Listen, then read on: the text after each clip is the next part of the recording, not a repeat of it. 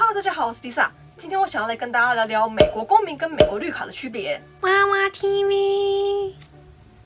最近呢，爆出那个邵子平的新闻之后啊，拿美国绿卡跟双重国籍的人就跟少点红台波一样，也被网友一起拿出来骂。但各位大大，中华民国的国籍法有说呢，中华民国是以属人主义为主，属地主义为辅。除了高阶公务人员及公职人员之外，是承认双重国籍的。而美国呢，它虽然不鼓励双重国籍啊，但是它默认双重国籍，所以双重国籍在台湾跟在美国都是没有问题的。而邵子平先生的案例则是他拿了中华人民共和国的身份证。中华民国跟中华人民共和国本来就是两个对立的国家，而且《两岸人民关系条例》里面的9之1条里面有规定说，台湾地区人民不得在大陆地区设有户籍或领用大陆地区护照，违反前项规定在大陆地区设有户籍或领用大陆地区护照者，除经有关机关认有特殊考量必要外，丧失台湾地区人民身份及其在台湾地区选举、罢免、创制、复决、担任军职、公职及其他已在台湾地区设有户籍所衍生相关权利，并由户政机关注销其台湾地区之户籍登记。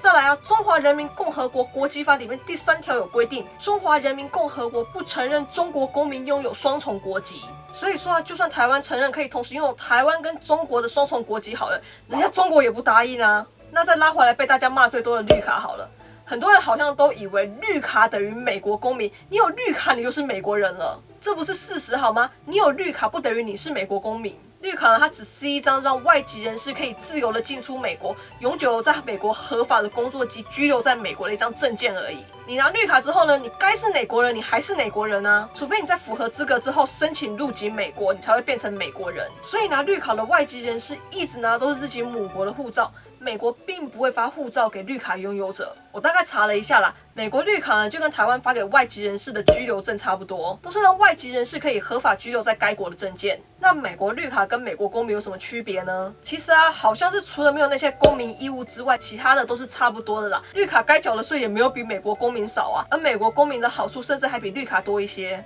至于多了哪些好处呢？我以下为大家汇整了5个美国公民有而美国绿卡没有的好处。第一个呢是美国公民有美国护照，那因为美国呢跟很多国家都有免签的协议，所以拿美国护照出国旅游呢会方便一点，而且呢还会受到当地美国大使馆的保护。而绿卡呢因为是拿自己母国的护照，所以出国呢就要看自己母国跟其他国家的协议了，而在国外出了事呢，美国大使馆并不一定会鸟你。那第二个好处是呢，美国公民在成年之后呢，可以帮自己的父母啊、兄弟姐妹申请移民，而绿卡持有者呢就不行帮自己的兄弟姐妹或者是父母申请移民，除非他入籍成为美国人才可以。好，那第3个呢，就是美国公民呢，他永远都不会失去自己美国公民的身份，除非他自己放弃啦，不然就算他一辈子都住在海外呢，他也不会失去自己美国公民的身份。但绿卡拥有者就不是这样咯，绿卡拥有者呢不能在海外居留太久，一般呢只要超过1-2年的话呢，就很可能会失去自己绿卡的身份，不然就是进海关的时候会被海关百般刁难。因为他们会认为你既然在海外居留这么久，就代表你不需要这张绿卡，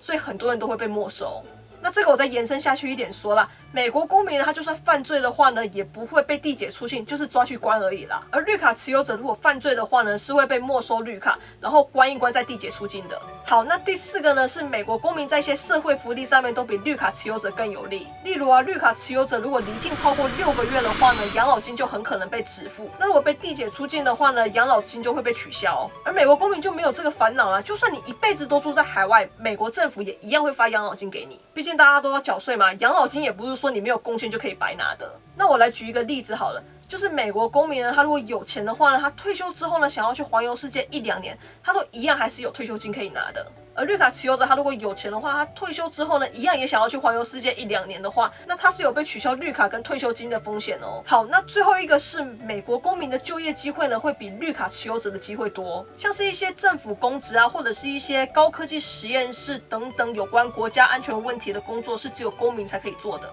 像我妹之前就有一个朋友啊，她大学的时候呢，想要读研究火箭之类的工程师，但因为她不是美国公民，所以学校根本就不让她申请这个科系。那我这样说大家都懂了吗？知道绿卡跟美国公民的区别了吗？大家以后再听到有人说他是美国绿卡，不要再以为他是美国人了好吗？绿卡只是合法的永久居民而已。简单来说啊，绿卡呢是移民的第一步，你要先拥有绿卡呢，你才会有资格可以申请入籍成为美国人。但要不要入籍美国呢？决定权在你身上。像美国就有很多人拿绿卡1-20年都不入籍的。虽然说呢，这个决定权呢是你的，但重点是呢，你要先拥有绿卡这张门票，你才可以决定你要不要入籍美国。当然啊，你要入籍美国呢，还是要通过一些审核跟考验，毕竟美国也有对你说 no 的权利啊。好，那如果你也想要移民的话呢，你可以私讯我，我可以介绍律师给你。那今天影片就到这里，如果你喜欢或是觉得有帮助的话呢，不要忘记去帮我按赞加分享。还没订阅的朋友们呢，也不要忘记去帮我按一下订阅，然后记得打开小铃铛哦。另外 Lisa 也有 Facebook 跟 Instagram， 有兴趣的朋友们呢，也可以帮我 follow 按赞一下哦。